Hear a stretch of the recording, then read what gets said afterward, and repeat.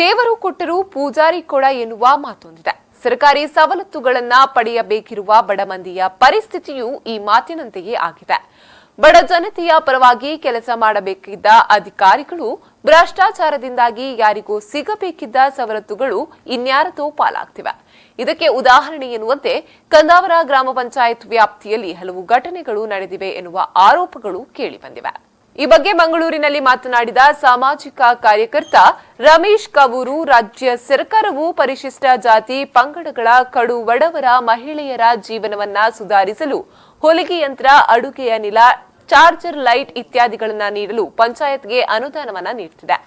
ಆದರೆ ಪಂಚಾಯತ್ ಅಭಿವೃದ್ಧಿ ಅಧಿಕಾರಿಗಳು ಹಾಗೂ ಪಂಚಾಯತ್ ಸದಸ್ಯರ ಹಣದ ದಾಹದಿಂದ ಸರ್ಕಾರದ ಯೋಜನೆಯು ಜನಸಾಮಾನ್ಯರನ್ನ ತಲುಪುವಂತಿಲ್ಲ. ಕಂದಾವರ ಗ್ರಾಮ ಪಂಚಾಯತ್ ರಾಜ್ಯ ಸರ್ಕಾರದ ವತಿಯಿಂದ ನೀಡಲಾದ ಅನುದಾನವನ್ನ ಅರ್ಹ ಫಲಾನುಭವಿಗಳಿಗೆ ನೀಡದೆ ಮತ್ತು ಹಲವರ ಹೆಸರನ್ನ ಪರಿಶಿಷ್ಟ ಜಾತಿ ಪಂಗಡಗಳಿಗೆ ದಲಿತರ ಮೀಸಲು ನಿಧಿ ಶೇಕಡ 25ರ ಯೋಜನೆಯಡಿ ನೀಡಿರುವ ಸೌಲಭ್ಯಗಳ ಪಟ್ಟಿಯಲ್ಲಿ ದಾಖಲಿಸಿ ಹಣವನ್ನ ಕಬಳಿಸಲಾಗಿದೆ ಎಂದು ಆರೋಪಿಸಿದರು. ಇದರ ಬಗ್ಗೆ ಯಾರು ಹೋರಾಟ ಮಾಡ್ತಾ ಇದ್ದಾರೆ ಅವರಿಗೆ ಇದೆಲ್ಲ ಮಾಡ್ತಾ ಇದ್ದಾರೆ, ಅವರಿಗೂ ರಕ್ಷಣೆ ಕೊಡ್ಬೇಕು. ಇದರ ಬಗ್ಗೆ ಅಧಿಕಾರಿಗಳ ಮೇಲೆ ಸೂಕ್ತ ಕ್ರಮ ಕೈಗೊಳ್ಳಬೇಕು ಸರ್. ಇಲ್ಲಾಂದ್ರೆ ನಾವು ಈಗ ಇನ್ನು ಪ್ರತಿಭಟನೆ ಹೋರಾಟ ಎಲ್ಲ ಮುಂದುವರಿಸಬೇಕು.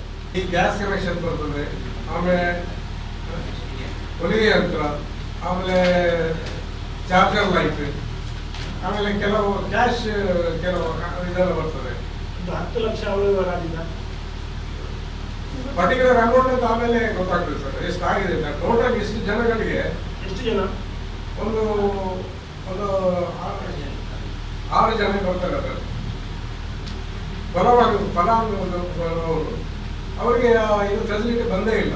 ಅದರ ರೆಕಾರ್ಡ್ ಅಲ್ಲಿ ಇವರಿಗೆಲ್ಲ ಇಶ್ಯೂ ಮಾಡಿದ್ವಿ ಕೊಟ್ಟಿದ್ವಿ ಅಂತೆಲ್ಲ ರೆಕಾರ್ಡ್ ಇದೆ. ಅದರಲ್ಲಿ ತನಿಖೆ ಆದ್ಮೇಲೆ ಬಂದಿದೆ ಆಯ್ಕೆಯಲ್ಲಿ ಬಂತಾರೆ. ಹೌದು, ಹಾಗೆ ಇದರಲ್ಲಿ ತಗೊಂಡಿದ್ದಾರೆ, ಅದರಲ್ಲಿ ಅವರಿಗೆ ಕೊಟ್ಟಿದ್ವಿ ಅಂತೆಲ್ಲ ಸಿಕ್ಕಿದೆ ಅದರಲ್ಲಿ. ಆದರೆ ಫಲಾನುಭವಿಗಳು ನೋಡಿದ್ರೆ ಅವರಿಗೆ ಅದು ಫೆಸಿಲಿಟಿ ಬಂದೇ ಇಲ್ಲ ಅವರಿಗೆ. ಸುದ್ದಿಗೋಷ್ಠಿಯಲ್ಲಿ ಕೃಷ್ಣ, ರಾಧಾಕೃಷ್ಣ, ಈಶ್ವರ್ ಸೂಟರ್ಪೇಟೆ ಮತ್ತಿತರರು ಉಪಸ್ಥಿತರಿದ್ದರು.